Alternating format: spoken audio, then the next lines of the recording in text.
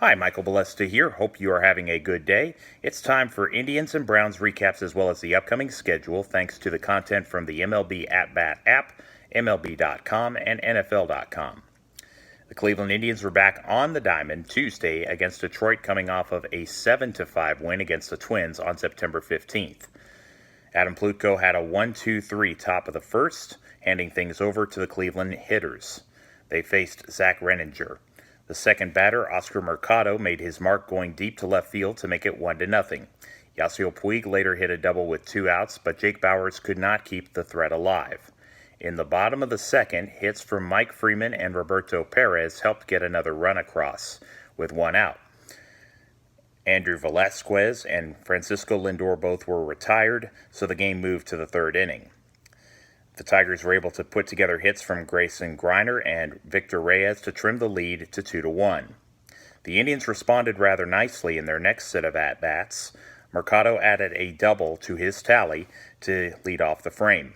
After Carlos Santana drew a walk, Detroit digged into their bullpen using Nick Ramirez. After Yasiel swung at strike 3, Jordan Luplow pinch hit for Jake Bauers.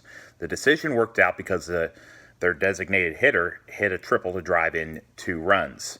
Greg Allen could not get Luplow in, but 2 batters later, Perez could on an RBI single. Plutko retired Christian Stewart, Jordy Mercer, and Ronnie Rodriguez in the fourth for a shutdown 4th inning to not give any ground back to the opposition at 5-1. Cleveland scratched out another run, doing the damage with 2 outs. Santana got on base after an error by Dewell Lugo.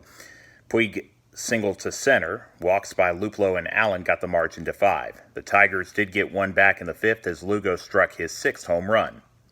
Adam Cimber faced the minimum 3 batters in the 7th after coming on for Plutko. Allen hit a double against Gregory Soto in Cleveland's half inning and reached third thanks to a pass ball by Grayson Greiner. Velazquez struck out after Roberto Perez walked. Tyler Clippard did his job in the 8th inning. Then an RBI single by Puig after Santana's extra base hit made it 7-2. Luplow's hit created a second and third situation, but Greg Allen flew out to Victor Reyes. Carlos Carrasco did get in some trouble by allowing Miguel Cabrera and Stewart to reach. The right-hander did get Jordy Mercer to ground out. It started a double play from Freeman to Velazquez to Santana at first. Rodriguez then grounded to Francisco Lindor, who was able to throw to Carlos for the game's final out. Plutko went to 7-4 while Renninger left the game by staying winless. Wednesday saw both teams threaten in the first inning. Harold Castro, the second hitter of the game, tripled, but Jake Bauers stepped on the bag at first as both Cabrera and Stewart were retired. The Indians recorded 2-out singles from Santana and Puig, only to see Freeman go down on strikes. Aaron Civale and Spencer Turnbull each made it through 5 innings. Both did give up a run in the third. Jake Rogers doubled, later scored on Reyes' sacrifice fly, giving Detroit the lead. Ryan Flaherty responded with a base hit. He moved into scoring position thanks to a wild pitch. Lindor and Mercado did not advance him, but Santana's hit to center field did the trick. After Yasiel singled, Freeman sat down after strike 3. Detroit looked for the lead in the 4th, as Christian Stewart doubled with 1 out. Dawel Lugo struck out, then Brandon Dixon's single went in vain because Allen's throw from left field reached Roberto Perez, who tagged Stewart at home plate. The game stayed tied after 5 after Jake Rogers threw out Lindor at second on Willie Castro's tag. Another missed opportunity came in the bottom of the 6th. Mike Freeman hit a 2-out single, then took advantage of a pass ball by Jake Rogers. Pitcher David McKay then ended Allen's at-bat with a strikeout. Civale gave way to Oliver Perez in the 8th after the second out. Nick Goody then took over with 1 away in the top of the 9th. The right-handed pitcher picked up the last 2 outs. The Indians looked to walk off with a win as Puig singled off of Buck Farmer. Mike Freeman and Greg Allen had productive outs to move the right fielder 90 feet from home. However, Bauers did not hit the ball far enough, meaning the game went into the 10th inning. Adam Cimber did his part to keep the game even at 1. Roberto Perez took advantage of a miscue by Willie Castro in the bottom half of the inning. The catcher was replaced by Bradley Zimmer at first as the winning run. Flaherty bunted him over to second. Lindor was awarded first base. Mercado grounded into a fielder's choice, putting runners at the corners. Jose Cisnero, who replaced Farmer, then decided to pass on pitching to Santana, filling the bases. Puig then ended the game on a walk-off single to right field. Cimber improved to 6-3, and Cisnero was 0-4. There was not much drama on Thursday evening. Early on, though, Mike Clevinger gave up 2 singles and a walk, but wiggled his way out of trouble. He got Jordy Mercer to fly out, keeping the game scoreless going into the bottom of the first. Daniel Norris was given a rude awakening as Francisco Lindor struck his 38th double. Mercado and Santana were successful in moving him over, giving Cleveland the lead. The Indians applied more pressure in the third inning. Freeman and Lindor hit one-out singles. Oscar Mercado could not deliver the big hit, and the game moved into the fourth inning. Detroit decided to make a pitching change. Drew Verhagen faced Carlos Santana, and the switch hitter won the fight with a base hit. After a wild pitch moved Carlos into scoring position, right fielder Yasiel Puig hit his 27th double and the second run for the Indians. After Jordan Luplow grounded out, it was time for Franmil Reyes to make his presence felt. His 35th home run of the year increased the lead to 4. Mike Clevinger kept the shutout going even after getting in trouble in the top of the 5th. Singles by Willie Castro and Victor Reyes put 2 runners on, but Harold Castro and Miguel Cabrera were not able to deliver. Cleveland left Detroit behind in the dust in the next half inning. Hits from Lindor and Mercado with nobody out plated another run. 2 batters later, Puig hit a single up the middle. Detroit reached into their bullpen with Edwin Jackson. Cleveland decided to put Greg Allen in for Jordan Luplow. Though the outfielder struck out, the home team was able to execute the double steal. After Franmil took ball 4, Roberto hit the ball to center to drive in 2 more runs. Though Yu Chang grounded out, the Indians were 7 runs to the good. Tyler Clippard pitched a scoreless inning, working around a triple by Victor Reyes. James Hoyt picked up 3 outs in the 8th. Freeman took base on balls in the bottom half of the frame, later reaching second, but Cleveland did not score.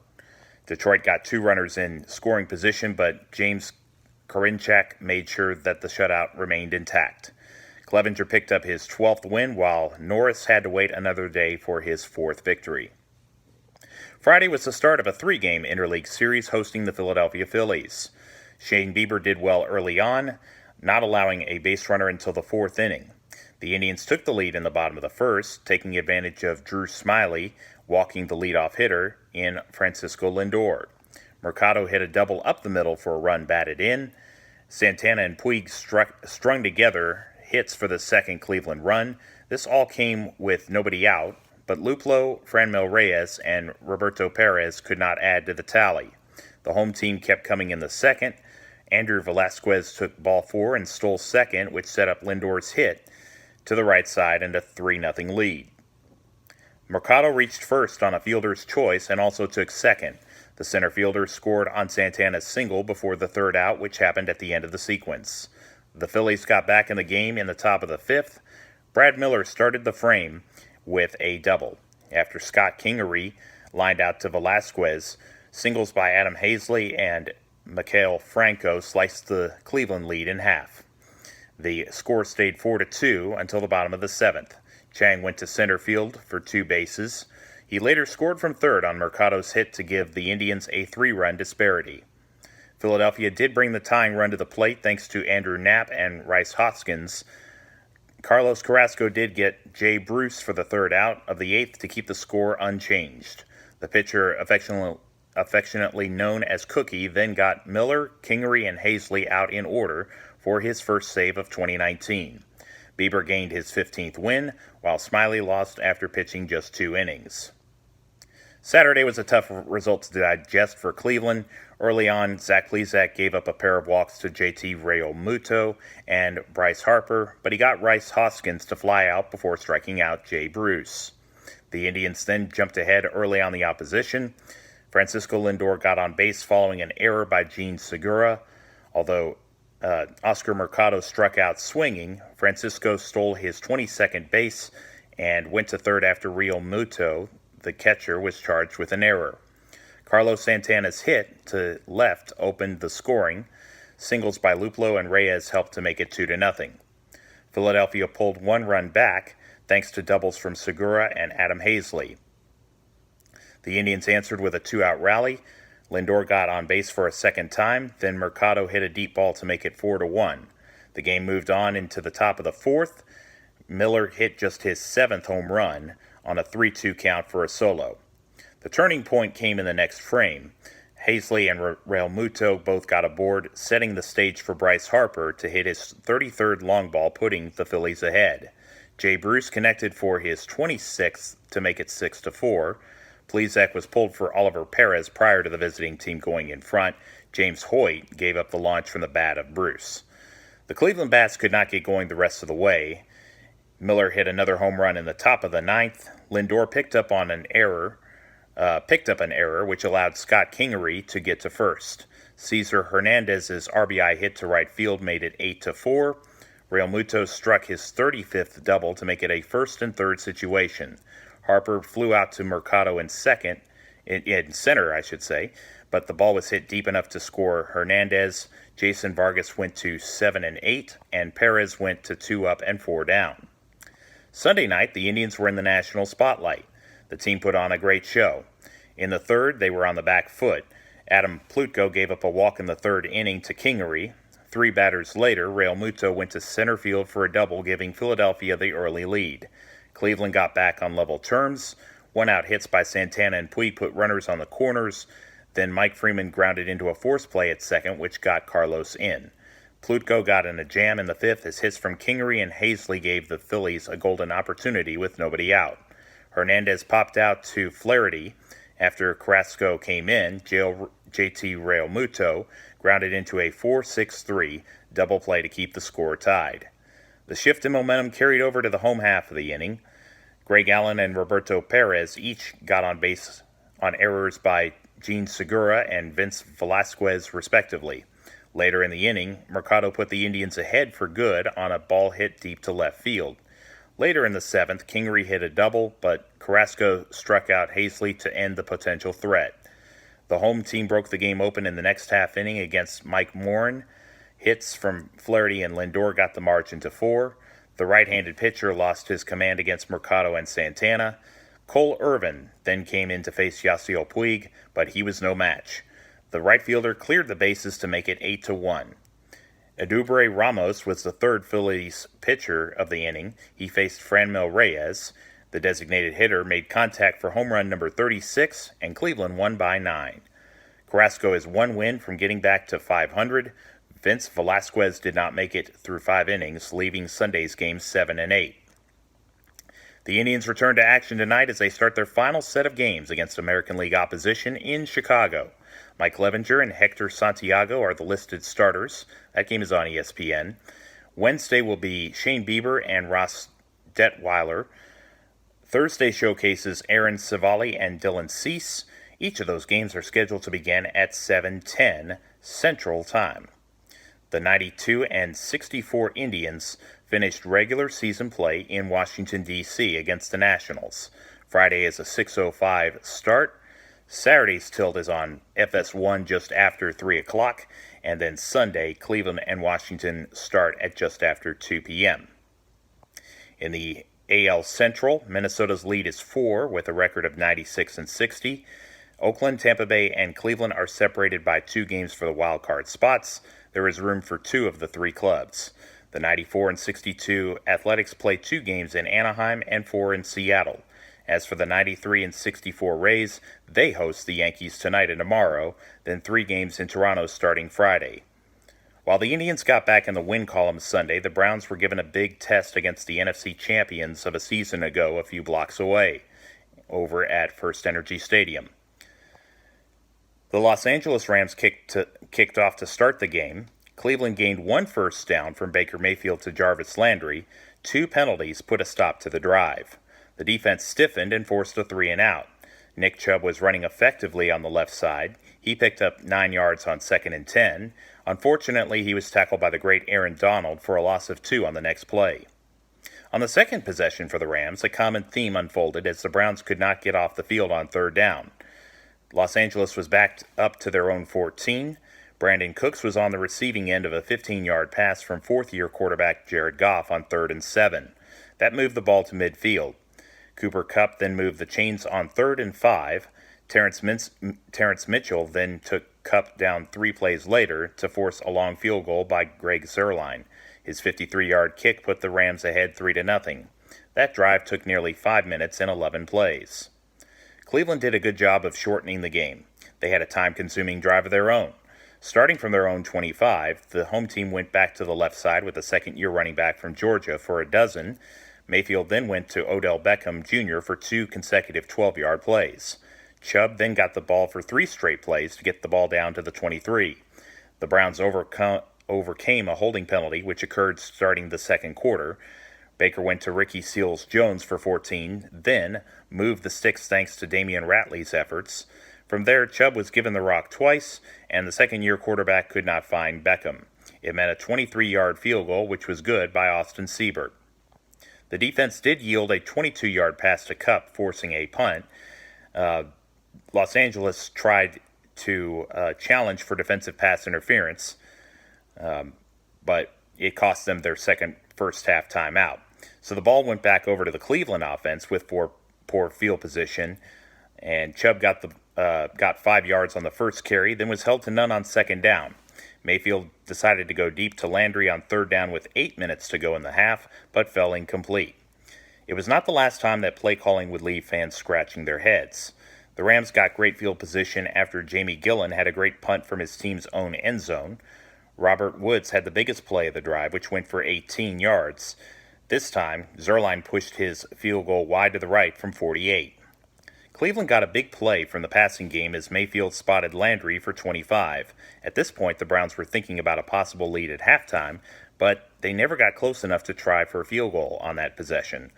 Incompletions to Beckham and Landry, a 1-yard run, and a false start penalty thwarted that chance. So Los Angeles got it back, and Goff went back to Kupp and Woods to advance the ball, and the Rams committed a pre-snap penalty, setting up a sack fumble by Myles Garrett, which was run back by Joe Schobert to the Rams' 17 with less than a half a minute to go. 3 straight incompletions meant the Browns would settle for 3. Seibert was good from 35 yards away, so the home team had the lead after 30 minutes. Los Angeles got the ball to start the second half. They had another methodical drive. Todd Gurley gained a total of 15 yards on the first 2 plays. Goff then went to Cooks for almost 20. 2 plays following that, it was Cooks for 16. After Kupp helped set up a first and goal, he caught the go-ahead touchdown. But the Browns showed that they were unfazed, getting short completions to Beckham and Ratley. On this drive, Chubb went to the right for gains of 9 and 12 into Rams territory. Clay Matthews then sacked Mayfield on a play when offensive holding occurred. Throughout this game, the quarterback was flushed out of the pocket quite frequently. The Browns did work through it. Chubb picked up receiving yards, running for 30. Mayfield then went for Landry, which fell incomplete, but defensive pass interference placed the ball at the 1. Chubb, though he scored on the next play on the ground, Beckham was called for an illegal shift on the play. It turned out to be no problem because on 3rd and goal, Demetrius Harris caught a 2-yard touchdown to help reclaim the lead for Cleveland. Seibert's conversion made it 13-10 with 4:37 left in the third quarter. T.J. Carey tackled Brandon Cooks after the Rams brought the ball for a first down to the Los Angeles 40. TJ would make an interception, giving the Browns the ball just shy of midfield. The following possession was really a missed opportunity. Mayfield was fortunate to recover his own fumble after Matthews tackled him. Chubb picked up a few yards, but then Baker decided to go deep in the direction of Jarvis. It fell incomplete, so again, the Browns had a series in plus territory, but did not get to kick a field goal. Gillen's punt was not very good, giving the ball back to the visitors. So Los Angeles, after being given another chance, marched down the field. Cooks took the ball into Cleveland territory on the first play. Kupp converted a 3rd and short as the quarter ended. Woods got a big gain on a reverse to set up 1st and goal. Kupp capped off the scoring drive with a 6-yard pass on 3rd and goal, and Zuerlein made it 17-13 Rams. Cleveland stuck with the running game. Chubb got 13 on first down from their own 25. On the third play of the drive, OBJ went for a 19-yard reception. Chubb gained 1, then 2 incompletions meant 4th and 9 from the Los Angeles 40. Chubb had no chance to pick up the first down as he got the ball. The play calling of when to pass and run seemed a bit odd, but the fourth down play was a very low percentage play to say the least. The Rams took over with 9:14 left in regulation. The fifth play was a 3rd and 10 at the 50. Goff gained 7, but 2 penalties went against the Browns. Unnecessary roughness on Jermaine Whitehead put the ball at the 28. The Cleveland defense stiffened and Zuerlein connected from 37. It was still a one-possession game inside of 7 minutes left. Donald and Matthews sacked Mayfield after a special teams penalty forced along field for Cleveland. So that meant Gillen was back out to punt, and he delivered a good one to the Rams' 47. Gurley then lost yardage on first down, then picked up 9 to set up 3rd and 3 for Los Angeles. Justin Burris intercepted Goff, but ran into a teammate, which cost them a big run back, if not a touchdown, for Cleveland. But as it was, Cleveland sat just 57 yards from tying the game up with less than 3 minutes left, down 20-13. Mayfield was sacked, but Taylor Rapp was called for illegal contact. So that gave the Browns a fresh set of downs. And then 3 plays later, Jarvis Landry converted 3rd and 15 down to the Los Angeles 28. Mayfield went to Ratley for another 16, plus a penalty on Donald meant 1st and goal at the 4. After targeting Landry on the first 2 downs, Mayfield was unsuccessful finding Harris. So on 4th down, he looked for Ratley, but John Johnson was at the far corner for the interception. The Rams ran out the remaining 27 seconds to improve to 3-0. The North Texas Browns backers will meet at Red Rock Bar and Grill on the southeast corner of Midway and Frankford Road. Be sure to come early to find a table to sit at. Kickoff for the Browns and Ravens game from Baltimore is this Sunday at noon Central. Cleveland is 1-2, while Baltimore is in first place in the North at 2-1. The only other game in Week 4 involving the AFC North teams features the Cincinnati Bengals and the Pittsburgh Steelers Monday, and that is 7:15. Both teams are 0-3. Please check out the Facebook group North Texas Browns Backers page and hit the like button for the latest updates there.